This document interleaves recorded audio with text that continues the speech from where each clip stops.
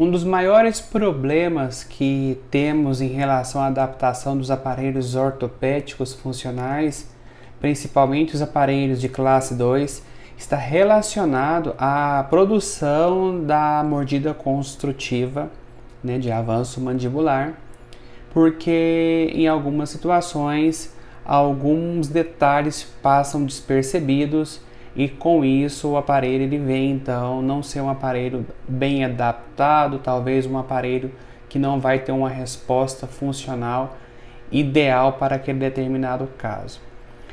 Dentre elas, o que vale saber é se o paciente não tem desvio de linha média.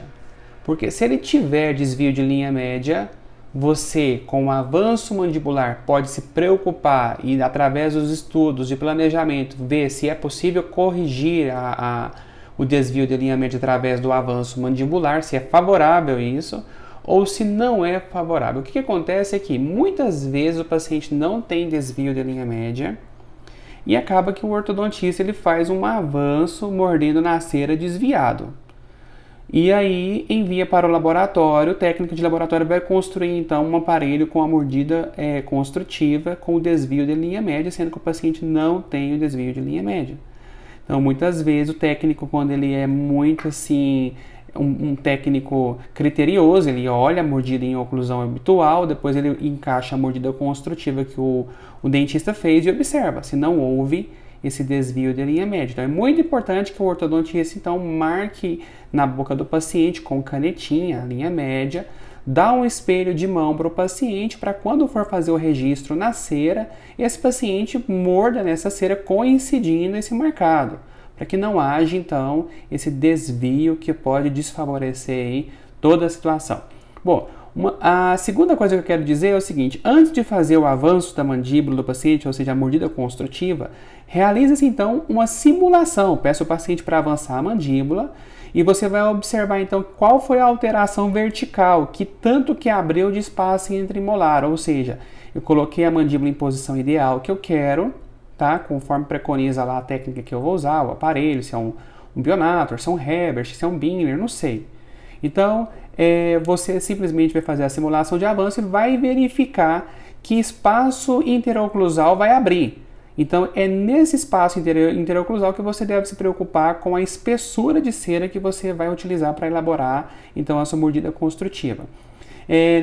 Para elaborar a cera, você tem que ter os modelos de estudo do paciente. Não tem como você improvisar isso daqui na hora ali, e sem modelo, sem nada. Então, você com um modelo de estudo do paciente, modelo de gesso, você vai elaborar uma mordida construtiva dessa forma aqui, sem tocar nos incisivos. Vou explicar por quê.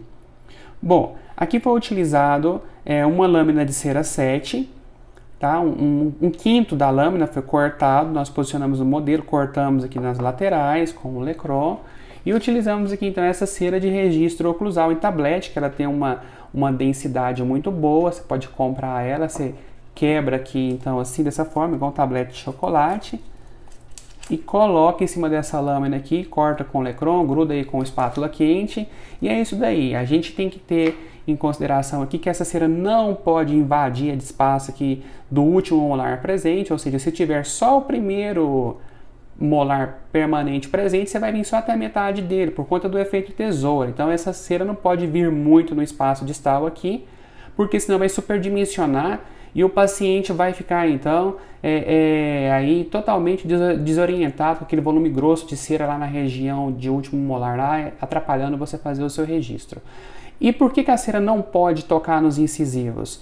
Porque você vai então perder a sua visão, se vai coincidir a linha média ou não. Então, muitas vezes vocês fazem mordidas construtivas assim, com rolete de cera e coloca, e aí normalmente o paciente ele vai morder e morde em cima desse rolete, e aí acaba que fica muito grosso aqui na região de incisivo, e aí não sabe se rotacionou a mandíbula para o sentido horário ou anti-horário, e muitas vezes não fica uma coisa legal, porque fica resina aqui, você não sabe se houve o toque dos incisivos.